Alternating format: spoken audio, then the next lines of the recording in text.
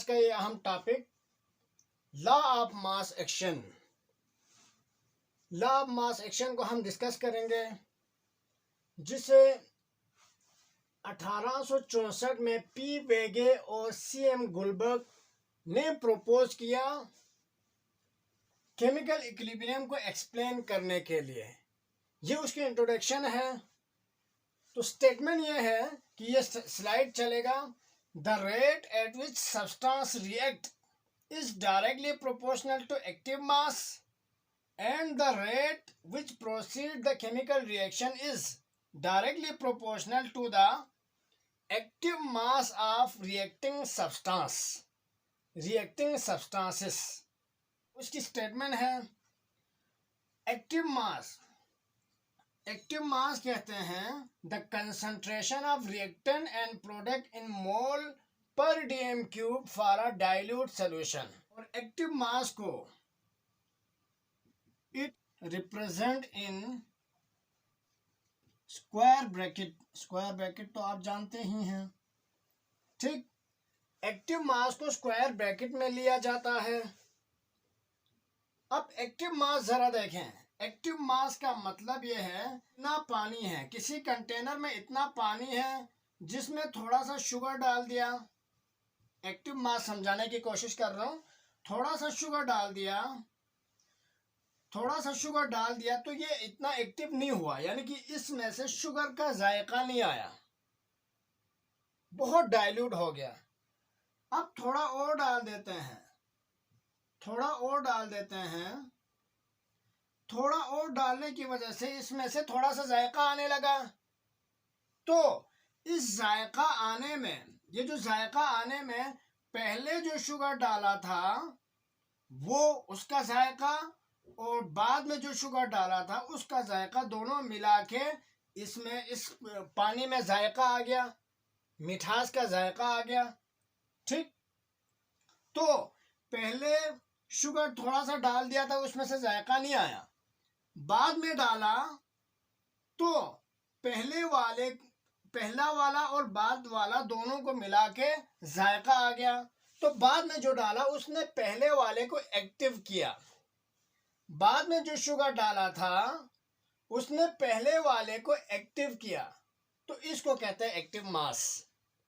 ये dilute solution के लिए इसलिए अप्लाई होता है कि जो जायका नहीं आता उसको मजीद वही सॉल्यूट डाल के उसको एक्टिव करा देता है। तो इसको कहते हैं एक्टिव मास, ठीक। इसको मोल पर डीएम क्यूब के हिसाब से लेते हैं।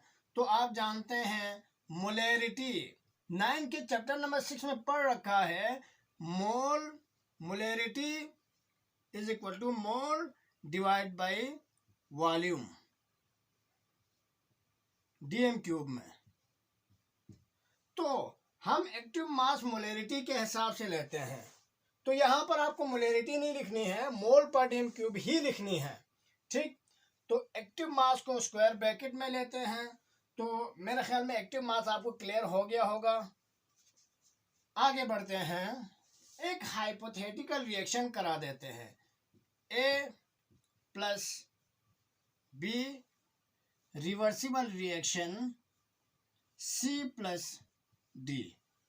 हाइपोथेटिकल मतलब वो रिएक्शन जो होता ही नहीं है, यानी कि जहनी तौर पर हमने ख्याल किया, तखय्युल किया कि कोई ऐसा रिएक्शन है, ठीक। इसमें अब एक्टिव मास को आम इस्लाह में, आम फहम में आप ये कहेंगे वो रिएक्टेंट्स और प्रोडक्ट्स जो रिएक्शन में हिस्सा लेता हो उसको कहते हैं एक्टिव मास। फॉर एग्जाम्पल, एक बीकर में आप रिएक्शन करा देते हैं तो इसमें ए बी कंबाइन होके CD बनता है, CD कंबाइन होके AB बनता है। तो इसमें ये सारे का सारा एक्टिव मास है। इस कंटेनर के अंदर ये सारे का सारा एक्टिव मास है। हीलियम गैस डाल दिया। आप जानते हैं कि हीलियम गैस तो इररिएक्टिव है, इनर्ट गैस है जो रिएक्शन में हिस्सा नहीं लेता। अगर इसको डाल भी देते हैं तो ये एक्टिव मास नहीं है, क्योंकि ये रिएक्शन में हिस्सा नहीं लेगा। एक्टिव मास वो मासेस, वो नंबर ऑफ मॉलिक्यूल्स जो रिएक्शन में हिस्सा लेता है उनको एक्टिव मास कहते हैं। जो रिएक्शन में हिस्सा नहीं लेता, वो अगरचे उस सॉल्यूशन के अंदर मौजूद हो या रिएक्शन में उसको शामिल कर लो, तो भी वो एक्टिव मास नहीं है। ठीक, आगे बढ़िए। अब हम आपको लॉ ऑफ मास एक्शन समझाने की कोशिश करते हैं। Hypothetical reaction.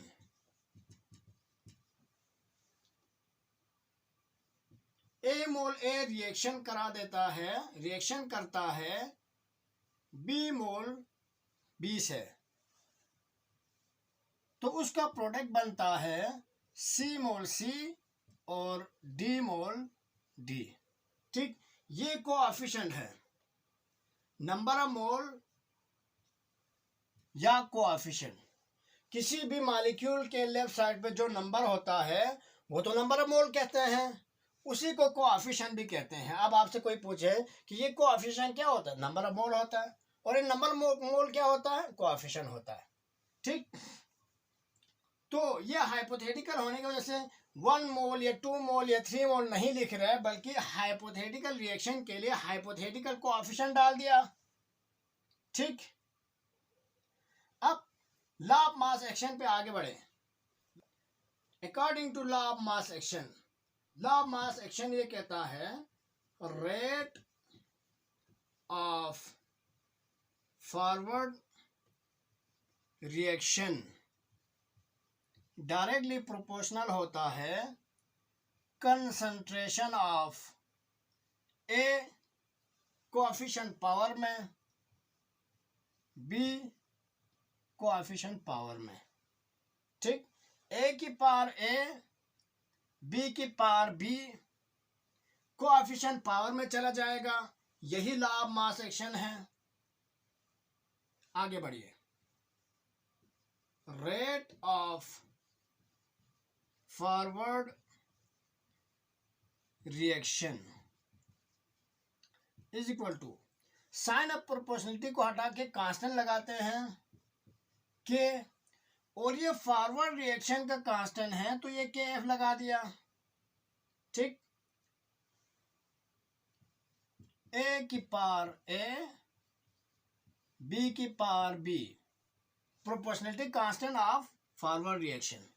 K F means यहां पर लिखता हूं K F is equal to proportionality constant of forward reaction. ठीक हो गया। अब यहां पे देखें फॉरवर्ड रिएक्शन कितना स्पीड में होगा, रेट ऑफ फॉरवर्ड रिएक्शन कितनी तेजी के साथ होगा, वो पता चलेगा नंबर ऑफ मोल ऑफ ए से, ए और बी से, means number of mole of reactant से। रिएक्टेंट जितना ज्यादा होगा रेट ऑफ फॉरवर्ड रिएक्शन उतना फास्ट होगा। दोबारा सुने, रिएक्टेंट जितना ज्यादा होगा रेट ऑफ फॉरवर्ड रिएक्शन उतना फास्ट होगा। ये पहले भी बताया हुआ है और लॉ ऑफ मास एक्शन भी यही कहता है। बात क्लियर हो गई।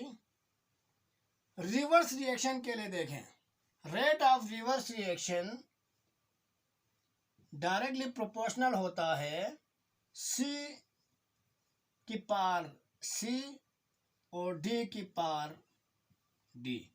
ठीक, कोएफिशिएंट पावर में चला गया, कोएफिशिएंट पावर में चला गया। ठीक, rate of reverse reaction is equal to, sign of proportionality को हटा के आर लिख देते हैं। ये K R proportionality constant of R R reverse reaction, proportionality constant of reverse reaction. Sign of proportionality को हटा के प्रोपोर्शनलिटी कांस्टेंट लगा दिया, सी की पावर सी और डी की पावर डी। ये है law of mass action. Reverse reaction को देखना, बढ़ाना हो, रेट ऑफ रिवर्स रिएक्शन को बढ़ाना हो तो कंसंट्रेशन ऑफ प्रोडक्ट को बढ़ाओ। रेट ऑफ फॉरवर्ड रिएक्शन को बढ़ाना हो तो कंसंट्रेशन ऑफ रिएक्टेंट को बढ़ाओ। यही लॉ ऑफ मास एक्शन है। बात क्लियर हो गई। अब ओवरऑल रिएक्शन को बढ़ाना है, ओवरऑल रेट ऑफ रिएक्शन को बढ़ाना है, तो टोटल एक्टिव मास को बढ़ाओ। दोबारा सुने, फॉरवर्ड रिएक्शन को देखना बढ़ाना हो, रेट ऑफ फॉरवर्ड रिएक्शन को बढ़ाना हो तो कंसंट्रेशन ऑफ रिएक्टेंट को बढ़ाओ। कम करना हो तो कंसंट्रेशन ऑफ रिएक्टेंट को कम करो। रेट ऑफ रिवर्स रिएक्शन को बढ़ाना हो तो कंसंट्रेशन ऑफ प्रोडक्ट को बढ़ाओ। रेट ऑफ रिवर्स रिएक्शन को कम करना हो तो कंसंट्रेशन ऑफ प्रोडक्ट को कम करो। ठीक। ओवरऑल रेट ऑफ रिएक्शन को बढ़ाना हो तो कंसंट्रेशन ऑफ रिएक्टेंट और प्रोडक्ट दोनों को बढ़ाओ, और ओवरऑल रेट ऑफ रिएक्शन को कम करना हो तो कंसंट्रेशन ऑफ रिएक्टेंट और प्रोडक्ट दोनों को कम करो। बात क्लियर हो गई। तो ओवरऑल रिएक्शन को देखना हो, बढ़ाना, रेट ऑफ रिएक्शन को बढ़ाना हो या कम करना हो तो टोटल एक्टिव मास को कम करो या बढ़ाओ।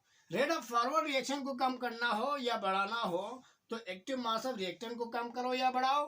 रेट ऑफ रिवर्स रिएक्शन को बढ़ाना हो या कम करना हो तो कंसंट्रेशन ऑफ प्रोडक्ट को कम करो या बढ़ाओ। यही लॉ ऑफ मास एक्शन है। ठीक हो गया। आगे बढ़े। केमिकल इक्विलिब्रियम क्या कहता है? Eight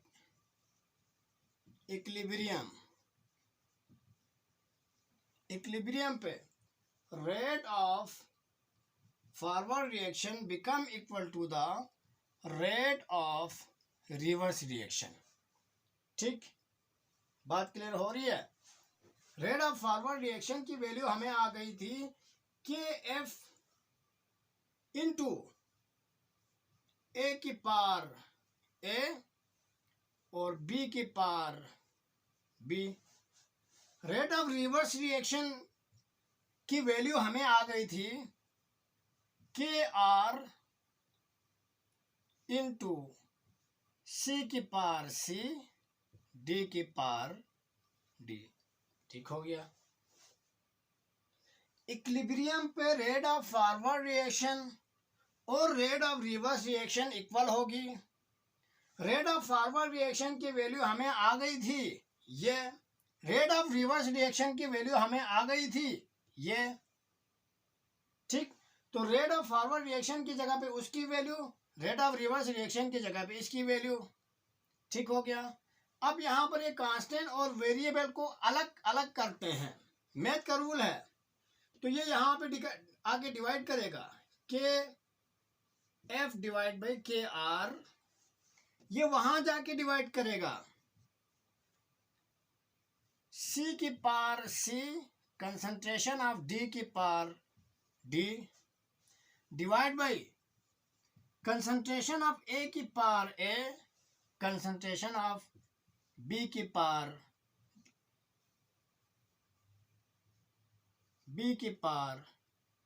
B. राइटिंग बहुत खूबसूरत है तो आप समझ सकते हो। ठीक, ये फॉरवर्ड का कांस्टेंट, ये रिवर्स का कांस्टेंट, इन दोनों को एक ही कांस्टेंट में कन्वर्ट करेंगे तो वो होगा के सी, ठीक, इज इक्वल टू के F divide by K are. के F divide by K are के सी के बराबर होगा, तो के F divide by K are की जगह पे के सी लिख सकते हैं, बिल्कुल लिख सकते हैं। तो ये होगा K C is equal to concentration of C की power C, concentration of D की power D, divide by concentration of A की power A, divide by concentration of B की power B. K C is equal to concentration of C की power C, D की power D, A की power A, B की power B. ठीक हो गया। अगर हम इस रिएक्शन को दोबारा देख लेते हैं, ठीक हो गया, तो यहां पर देखें न्यूमरेटर में प्रोडक्ट आ गया, डिनोमिनेटर में कंसंट्रेशन ऑफ रिएक्टेंट आ गया। ये इक्विलिब्रियम कांस्टेंट है। और equilibrium constant Kc is equal to sign of proportionality of forward reaction divide by sign of proportionality of reverse constant. और Kc न्यूमरेटर में प्रोडक्ट, डिनोमिनेटर में concentration of reactant. तो हम ये यहाँ पर लिख सकते हैं, Kc is equal to concentration of product divide by concentration of reactant. ठीक हो गया। एक जुमला यहां पर लिखेंगे, the above expression is called equilibrium constant expression